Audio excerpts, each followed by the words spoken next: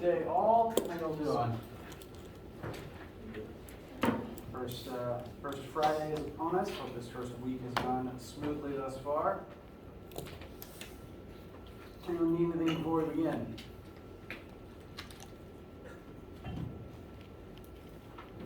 All right. Obviously, we're still in the beginning, so today is, I'm hoping most of the information today is review, but kind of have to practice it because it's the foundation that we'll be using all semester. So here we are anyway.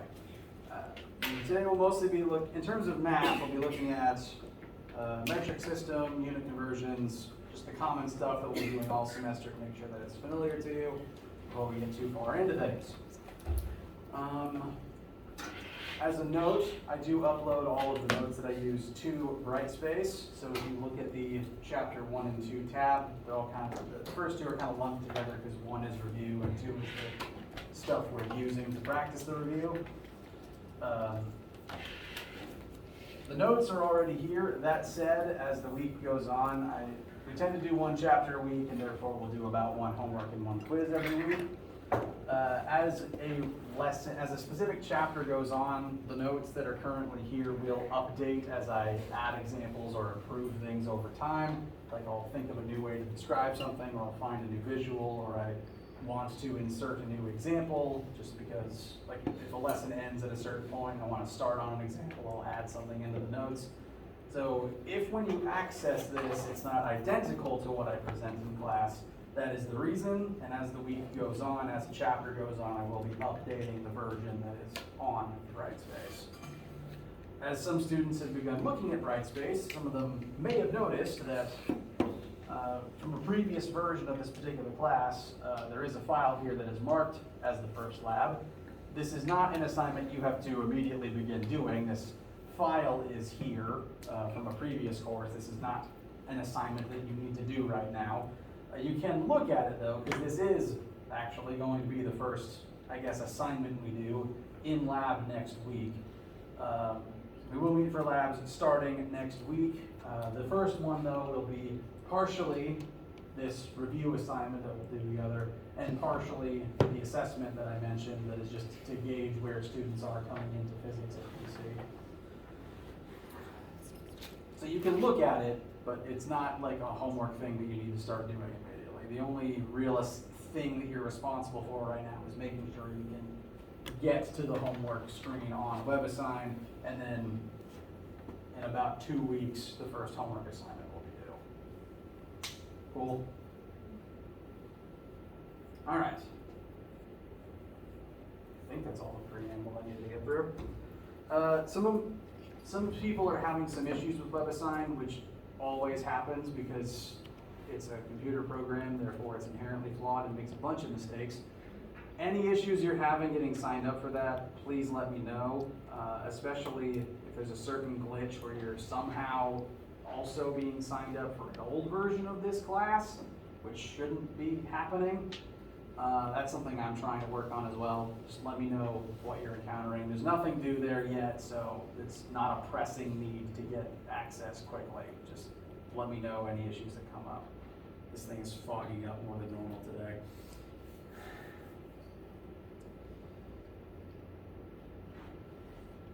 Now I think I'm done with the preamble. So,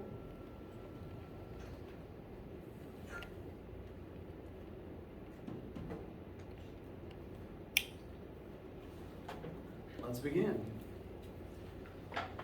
Now,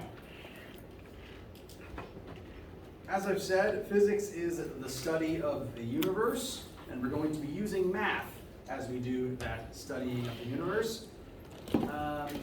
As a result, most of the homework questions, most of the test questions are going to be algebra-based word problems. You'll be given a description of a physical situation, including a bunch of numbers telling you what's going on in that situation, and it's up to you to figure out, or to calculate what you're asked for, given the context, given the numbers, and given the formulas that you have access to. Now, my brain treats these as logic puzzles. In my head, all of the types of questions we'll be seeing, I think of as one big puzzle, and I like logic puzzles, which is probably why I became a physicist. But not everyone agrees with me that these sorts of things are enjoyable, and to people other than me, they're not always super obvious about how to proceed, because I have a framework that I've been building up for over a decade about how to do all these things. So before you even begin any word problems in here, I want to kind of step you through my general advice for the order of operations when beginning a new question. For any question, you should always read the question first. I'd recommend reading it all the way through, even if it doesn't make any sense at first, read it through. At least try to familiarize yourself with what it's asking of you, the things that it's asking you to find. Solve for displacement, solve for x, etc., etc. So reading the question through is first thing, and probably read it through a second time to make sure that you have really read it. Once you have read it, if, say for example, on the screen right now, at the top of the board, say that there was the sample question, it had, it told you a velocity number and a displacement number and a time number, things like that. The first thing that I'd recommend doing with all of those numbers is just rewriting them on the side of your workspace. Write out t equals number, v equals number.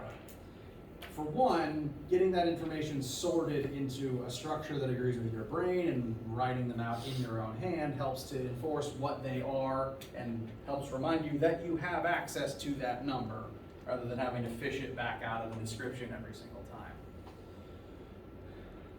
Additionally helpful is drawing a picture, because all of these questions are going to be describing some physical system, because the point of physics is the physical universe. Crossing a river, drawing the river, kind of showing a trajectory of crossing the river. We're going to do a lot of trigonometry in here, so drawing relevant triangles.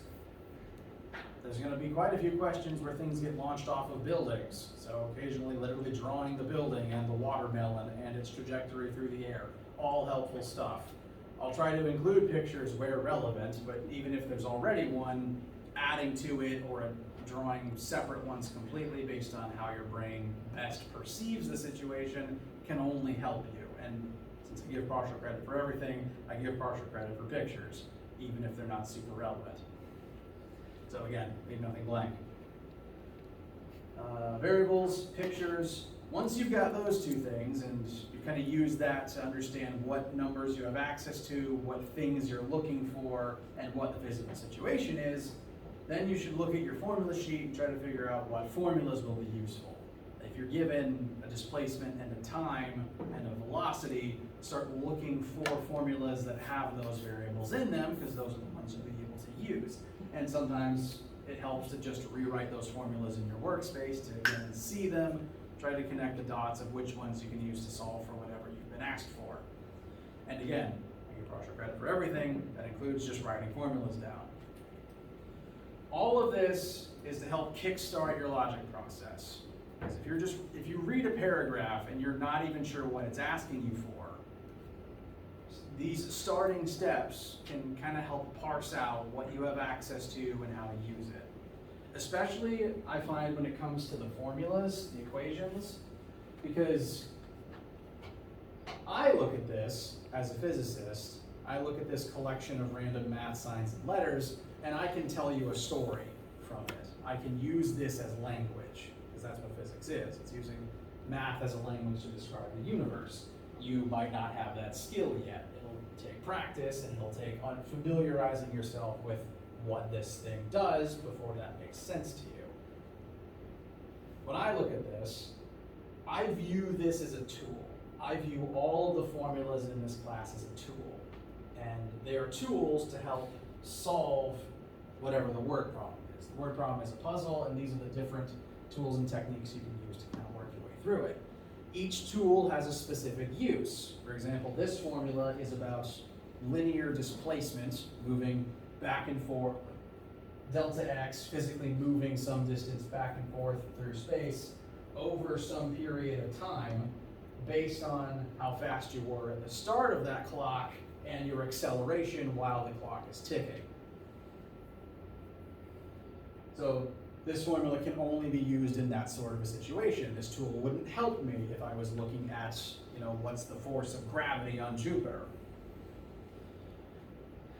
Each tool, each formula will be useful in certain circumstances, and you never have to memorize a formula in this class because you'll have your formula sheet. What you should try to familiarize yourself with is when you see the formula, one, recognize it, because if I've gone over it in class, it's going to come up. You should be able to apply it in some situation. And try to best remember when it comes up, what situations it's useful in. You don't have to memorize it itself, but if you can name it, if you can describe it, if you can figure out when it's useful, those are the things to try to remember about each formula. And then you can use them as your tools to get to your final answer. And we'll be doing loads of sample questions together. I'll work several through at the front. If you have homework questions in class, I'll work some of them through with you on the board. Usually build a morning to ask homework questions before the assignment is due, just so that if anything comes up, you can physically ask me about it in person before the actual due date. So I will be going through this process in front of you all throughout the entire semester to help it make sense, help ingrain it into your patterns. Cool? Uncool for anybody? Any questions? All right. Additionally, important before we move on, is remembering the scientific method. I'm sure that you've probably gone over this before, but given that the scientific method is literally the instruction manual for how to do science, it's worth revisiting because we'll be using these steps throughout the whole semester. If you're not following these steps, you're not doing science, or at least not doing very good science. As a certain Mythbuster I enjoy once said, the only difference between science and messing around is writing things down. And this is going to tell us what things you need to write down and how important they are. So these should look familiar. We'll just refresh our memories, and then I'll tell a little story in a second. Scientific method. In order to do science, you have to follow these rules. And physics is a science, so we will be following these rules. 1, observe the universe around you and ask a question about why something happened. I'd say famously, Newton watched an apple fall out of a tree and asked, well, why did that happen? Obviously, people had watched things fall before, but the real question is, how can we describe this thing that's falling? Why? What is the original root source of the gravitational act of falling? How can we quantify it? From there, once you've asked your question, you perform research to see if someone else has already attempted to answer it, if there's already data and experimentation on your question. And this is frankly very easy these days because you have a supercomputer in your pocket and you can literally just Google any question that pops into your head. So this is very easy and very common these days, and that's a good thing. So you're pretty much engaging in science every time you just Google any random thought that pops into your head. So good job.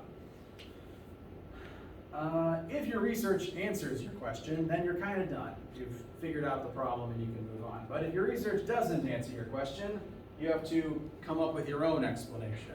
The hypothesis is what is your best guess with the information you have to describe what happened in your observation. And all hypotheses are just an idea. It's just an attempt at explaining it. Anything can count as a hypothesis, no matter how outlandish. The apple fell out of the tree because it was scared of a bird above it. It's not a good hypothesis, but it's still a hypothesis. Once you have a hypothesis, you want to experiment to test it. And the experiment is the most important part because it's what has the data in it. And data is the only part of science that's actually real. Science is a method, science is a list of steps, and it's technically a human construct. But data represents the universe. You measure data, you measure the world around you. I can tell you how long this table is, and that numerical measurement is about as close to truth as science can actually determine. So the data is very important. The data is what we base the rest of science on because it's the only thing that we know with any degree of certainty, and we have to use the data as a foundation for that reason. perform an experiment, record data. Once you have your data, analyze it to see if it supports your hypothesis. If it doesn't, rework your hypothesis and do another experiment. If your data does support your hypothesis, redo your experiment again and make sure the data still supports your hypothesis. If it still does, then you start telling people about it, because your hypothesis doesn't do the world any good if you keep it to yourself. So you share your findings with the world, which is also easier than ever nowadays. It was very hard to get things published a couple millennia ago. Share your findings with the world. If other scientists repeat your experiment and conclude the same things you did, if their data supports your original hypothesis, your hypothesis becomes a theory. And if after 100 or so years people still think your theory is valid, it eventually becomes a law. The reason I'm going over this and sort of the takeaway, the thing I want you to take away from refreshing these steps is that every law of physics, to get to this law step, every law of physics had to start as a hypothesis. And every hypothesis began as just an idea in a human's brain. That means the laws of physics, as they're written, like the constructs of the laws of physics, were invented by humans. The laws of physics are not the immutable truth of the universe. The laws of physics are mankind's best guess at explaining the physical universe around us. The universe is real, the universe does stuff, and we have data to represent the things that it has done over time. But physics, all science, the laws of physics, is just mankind's best guess at why it's doing that and our best attempts at calculating what it's going to do next.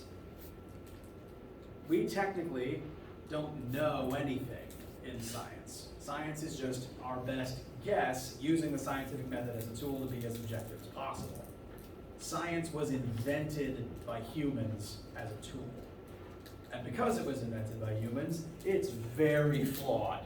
We get things wrong all the time. It's kind of absurd. My favorite story of physicists getting something wrong and being unwilling to admit that they got something wrong caused a lot of problems in astronomy for a little while. Has anyone heard of the planet Vulcan?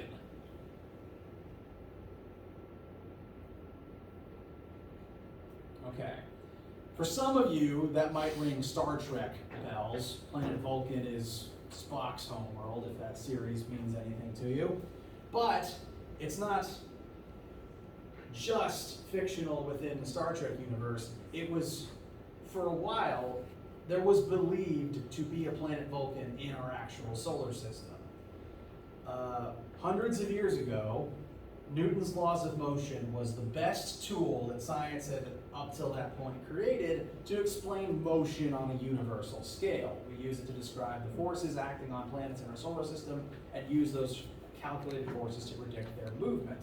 And so astronomers would use Newton's laws to predict where various planets in the solar system would be in the night sky every time. They'd note where Jupiter was today, they'd remember where Jupiter was the last day, figure out based on its trajectory how far it must be from the sun, how fast it was moving, and where it would be the next night, and 99% of the time they were right using Newton's laws. This very useful tool helped us chart the entire night sky, except for one planet, Mercury. Newton's laws predicted the trajectory of every planet except Mercury. Mercury was never where they thought it would be. It was always moving weird. Now, they didn't want to admit that Newton's laws could be wrong, because they're great, they're perfect. We've used them for all this stuff. We don't want them to be wrong. We don't want new ones, so there has to be something else. Newton's laws can't be wrong. There has to be something hidden. And the best answer they could come up with for why Newton's laws weren't working is there must be a secret extra planet whose gravity is affecting Mercury's orbit. And the reason we've never seen this mystery planet is it's always conveniently on the other side of the sun as Earth. They were literally chasing their tails, trying to come up with some explanation for why their precious laws didn't work right in this particular case, because they had no alternative and they didn't want to admit they were wrong. So they decided, this planet must exist, and in keeping with the Roman theme of most of our solar system, they named it Vulcan, after the Roman version of Hephaestus. And because they were so certain it had to be there, they put this thing on actual star charts and dioramas for decades. You can find old, like, children's toys, like the old physical planetarium dioramas that have this planet Vulcan on them. Eventually, we managed to send a telescope to the other side of the sun and see, oh wait, it's not there. Planet Vulcan doesn't exist, sorry Spock.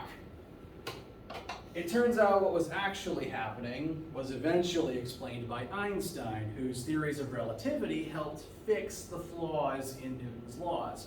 Newton's laws weren't working for calculating Mercury's orbit around the sun because Newton's laws had no way of factoring in space-time dilation, which is its own can of worms. To kind of summarize it in brief, the sun is so massive, it's bending gravity and bending space-time so strongly, it's creating a time well, and Mercury is stuck in it. So Mercury doesn't move how we expect it to because it's literally in a different time reference frame than Earth, which again is its own dedicated field of study because of how absurd that can sound at times. But Newton's laws couldn't factor that in because the idea didn't exist in Newton's day. It took Einstein to introduce that concept and to give us new math that now works for Mercury's orbit. And even now, Einstein's work is continuously being improved to this day. Einstein gave us relativity. Right now we're working on quantum to some degree, and things will continue improving with time. Science is made up by humans. It's our best guess at explaining the universe. And I'm going to explain those best guesses as best that I can. I just want you to understand that it's a process. It's continuously improving. And I've forgotten my next point. See, human brains are incredibly flawed. And that's why it's important to do your own research and experimentation. Questions so far? All right. I like that story, so I always begin the semester with it. So that's the application of science. Now we have to actually start doing some number stuff. Does this not look familiar to anybody? Does the idea of metric prefixes not look familiar to anybody? Okay. I'm hoping this is just very boring review, but gotta dust off the cobwebs. We will be using the metric system in this class, because scientists all over the world use it, and we use their notes. This is a list of every metric prefix, from exa all the way down to atto. The ones you'll... I never make that shot. The ones that you will be most familiar with and the ones that we will continue to use for the entire semester are that main band in the middle there, kilo to milli. So those are the ones that you should be most familiar with on this list, I'm hoping. If for no other reason, then I hope you've heard the mnemonic King Henry died by drinking chocolate milk before, or some similar variant. It doesn't have to be the same one. That's the main group of metric prefixes that most people around the world most commonly use. And metric prefixes are nice because they're all separated by base 10. The blue line here is base. That represents a unit without any prefix on it. So your standard meter, your standard gram, your standard liter. If you scale up from there, 1 decameter is 10 meters. A decameter is 10 times as big. 1 hectometer is 10 times as big as a decameter. So it would be 1 hectometer is 100 meters. 1 kilometer is 10 hectometers, which would be 100 decameters, which would be 1,000 normal meters. The inverse logic holds true if you scale to the units smaller than base. 1 decimeter is 10 times smaller than 1 meter. 1 centimeter is 10 times smaller than a decimeter, so 1 centimeter is 100 times smaller than a normal meter, and a millimeter is 10 times smaller than a centimeter, therefore it's 1,000 times smaller than a normal meter. We will be converting back and forth between these units a lot during this class. Again, these are the main ones to be familiar with, and even out of this list, only really milli, centi, and kilo are going to come up with any real regularity. I can't think of any discipline or country that will regularly use deci, deca, or hecto. Not for any applications I'm familiar with, at least. And out of the extended lists, if you go higher than kilo or smaller than milli, the only one that I think should really come up in this class is probably micro, which is times 10 to the negative 6th, 1,000 times smaller than milli. After you exit this core cluster, they stop skipping 10 at a time and start skipping 1,000 at a time, because it'd be a real pain to try to label each possible stage after that point. We run out of Latin eventually. So, kilo, centi, and milli are the only ones I'd really recommend having memorized, but the mnemonic, this way of organizing it is very useful, because even sometimes I'll need to stop and look at that to jump between units visually, because I'm a very visual learner. So writing this at the top of your formula sheet, at the top of any of your scratch work, valid, keep it on hand, completely fine to consult this and do the old leapfrog method. I still use it myself. Any questions about the units as a whole before we do a few conversions? All right. Very, very small ones, dust off the cobwebs. How many kilometers would 10 meters be?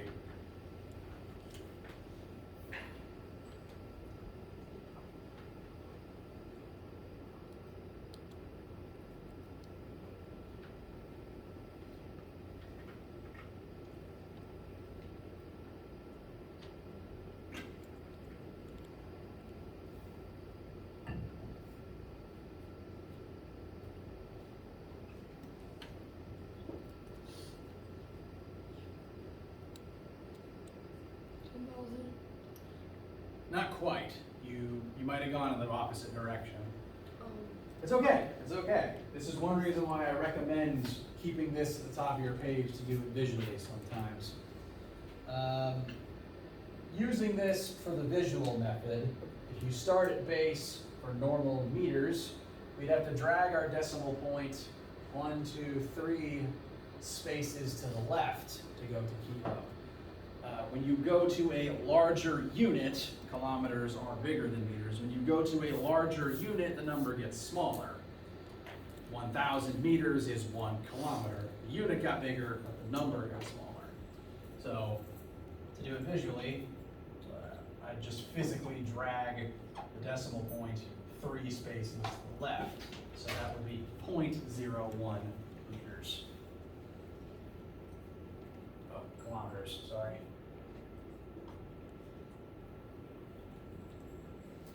A small note that you'll see throughout the semester: whenever I write a number that is between 0 and 1, so it would begin with a point, it's a decimal smaller than 1, I tend to put a 0 in front of the decimal point because I find it makes the decimal easier to see, a little more obvious. And some industries use that as a standard. So I write it there for that reason. You don't necessarily have to on your work, but just to make you aware of why I do it. Next one, 100 centigrams into kilograms. This is also going from a small unit to a bigger unit, so the number will again get smaller. From centi to kilo is 1, 2, 3, 4, 5 places to the right. We're going to divide by 100,000 instead of just by 1,000. So 1, 2, 3, 4, 5.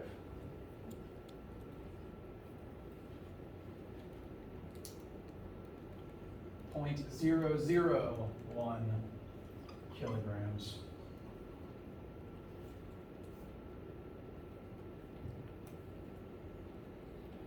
And lastly, how many milliliters is 1,000 kiloliters?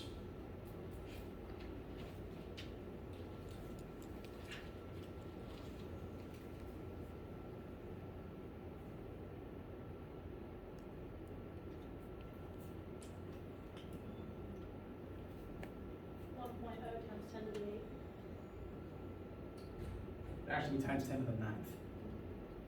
But you're on the right track. Yes, we're going from a big unit to a small unit, so the number will actually get bigger this time. Start at kilo, 1, 2, 3, 4, 5, 6 decimal point hops all the way to milli. So multiply by 1,000, and then multiply by 1,000 again. And that's 1 billion milliliters, which would be times 1 times 10 to the 9th. Yes? So when you're like jumping, you do count the base unit? Like the base? Yes. Okay. The base unit is a step.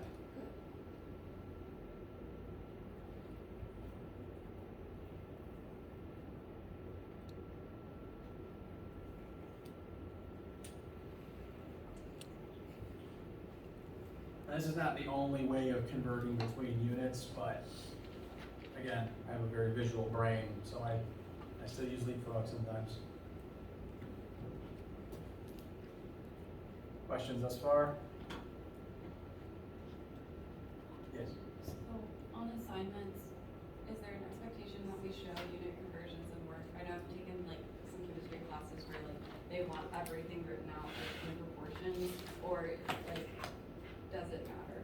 It is always better to show work when possible, just because if I'm grading it and I see you did it, or like if you got something wrong and I can see what parts you did right, I can give you points for it. Like the most dangerous thing is always just writing one numerical answer with no work. So not required, but encouraged. And like some of the conversions are very quick. I wouldn't necessarily ask you to write out every single one of these calculations. Oftentimes, sometimes in my own answer keys, I'll just write down, 10,000 meters and draw an arrow connecting it to 10,000 meters would be 10 kilometers. So show it somehow. I encourage you to show it somehow. You don't have to show every single line of dialogue, every line of calculation. Anything else? All right. Well, we're on the subject of metric.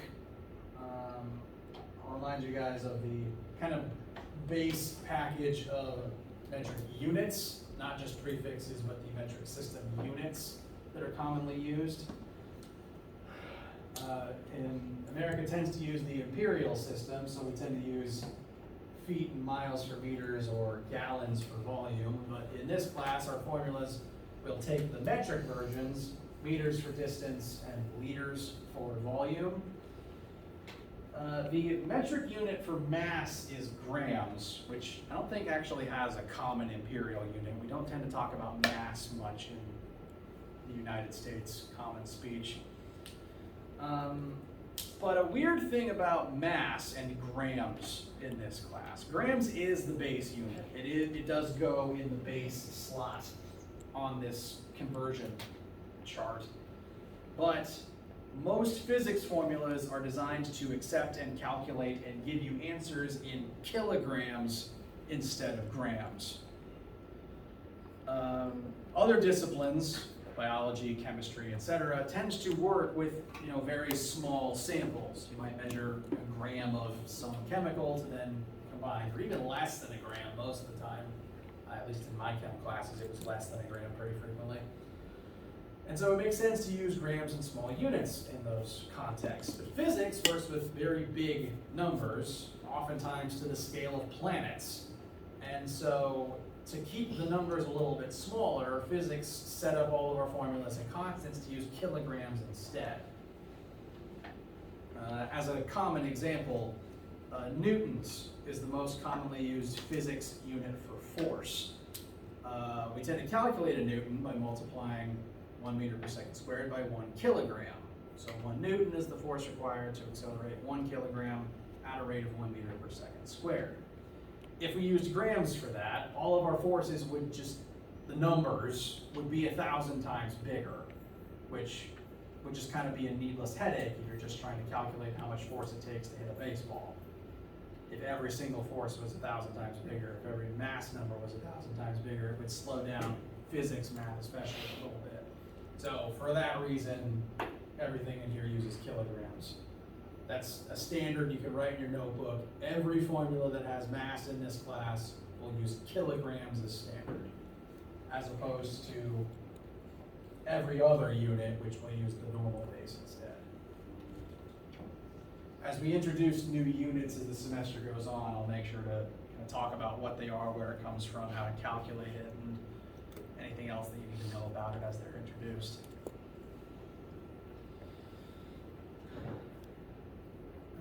Anything else before we move on?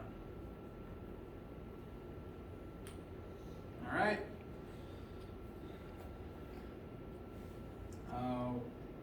One more little piece of practice before we break for today. Converting between metric prefixes is not the only form of unit conversion we will be doing. We will be converting between units of a different type, or rather, different units of the same measurement is a better way of saying that. So we'll get some of these in your notes as well. For example, how many seconds are in one day? Seconds, minutes, hours, days are all just different units for the same measurement, time. Seconds is usually accepted as the metric unit for time, so all your formulas will take seconds. More often than not, a question might give you something in hours, and then you have to turn it into seconds before you can use it in a formula. We're converting days into seconds here, when you think of it, so that's exactly what we're doing. The reason I want to show you this manually is because I have a very specific way that I draw my conversions, and you don't necessarily have to do the same thing, because at this point in your science and math, you've probably determined the way that works best for your brain to do conversions by now. You don't have to change anything. However you do your conversions is fine. Just show your work. I just want to show you my method because I'm going to be doing it on the board all semester, and I wanted to make sense. So the way that I convert has been called either railroad style or fence post style. I take my starting unit. In this case, it's 1 day. I eventually want to get days turned into seconds. I'm going to take that number and I'm going to multiply it by a fraction that is equal to 1.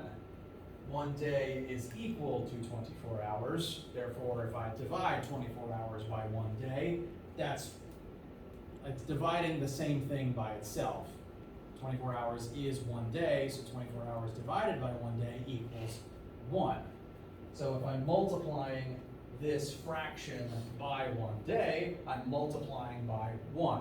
I'm not actually changing the value, I just have an opportunity to change the unit that's attached. Because if I arrange the fraction in a certain way, by putting days on the bottom, that can cancel with the days in the numerator of the starting number.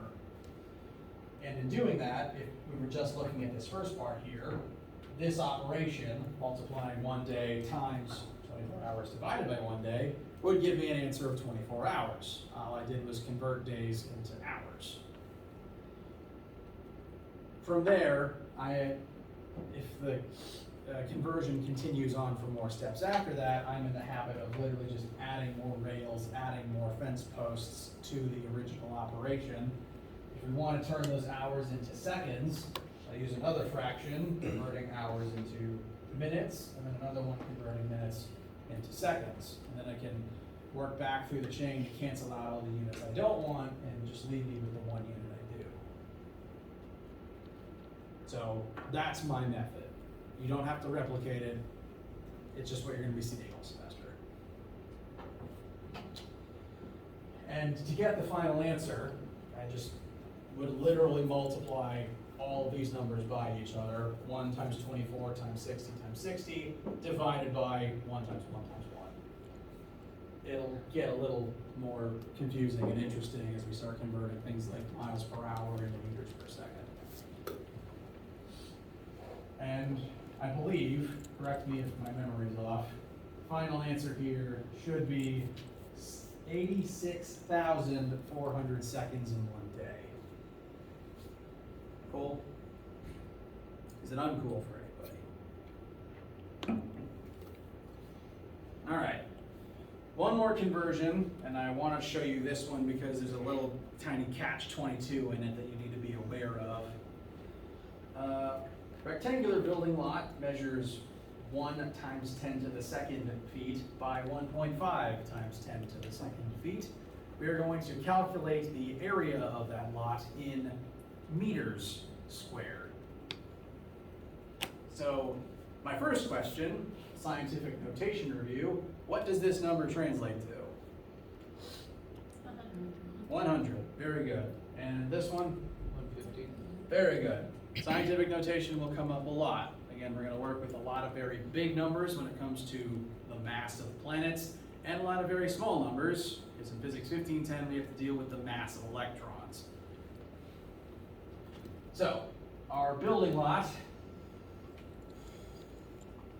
going to be 100 feet by 150 feet. Does anyone have any questions or need any reminders of how scientific notation works?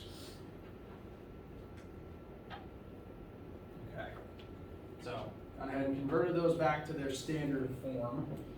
We can find the area of this in feet squared pretty straightforward. Just going to multiply length by width, and that should be 15,000 feet squared. So that is the area. It's just not the unit we wanted. And this is something to be aware of because WebAssign especially likes to change up the unit that you'd logically expect the answer should be in. WebAssign questions will pretty commonly give you everything you need to find an answer in meters, and the formula will be designed to give you an answer in meters, and then it wants the answer in centimeters for some reason. Because whoever's designing it just likes to be mean, I guess. So for every question, be sure to check what unit it wants the answer in. And if WebAssign continues to mark your answer as wrong, let me know and I'll double check and make sure your math makes sense. Now in this case, we've got feet squared, we want meters squared, so we need to convert meters into feet. We have our conversion right here, 1 meter equals 3.3 feet. So the way that I do my railroad system, I put feet on the bottom to cancel out feet in the numerator, and that's it, right? Got at least a few people shaking their head. Yeah, there's a small catch here. This is feet squared. Dividing feet squared by feet doesn't leave the squared behind, it just cancels the squared, because this is feet times feet. So if all we did was divide 15,000 by 3.3, our final answer would be in units of feet meters, which isn't a thing for several reasons. Which means that we actually have to do this thing twice to cancel out both feet and replace them both with meters. So whenever you're converting a square, you gotta do the conversion twice. Cancels out both feet and leaves us with meters times meters, which is meters squared. So the catch that you should keep in mind from this is, again, converting any unit that has an exponent attached, you have to make sure you actually successfully get rid of all of those units, deal with the entire exponent. Several of our variables will have exponents in them. I'd say the most common one will be acceleration, which is usually measured in meters per second squared. So this will come up from time to time. Don't let it catch you off guard. Questions, needs, concerns, haiku, etc. So if it was like feet cubed, we just do it 3 times? Yep. Okay. Which will also come up eventually as we start talking about Only really deal with volume a whole lot when it comes to fluid dynamics and buoyancy, but it will come up. And that will commonly involve converting between things like liters and meters squared. Liters, meters cubed, centimeters cubed, stuff like that. So good catch.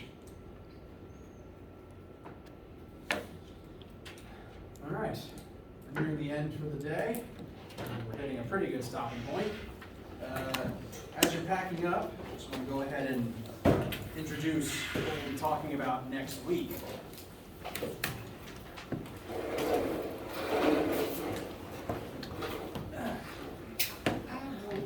Do we still get sig figs in physics?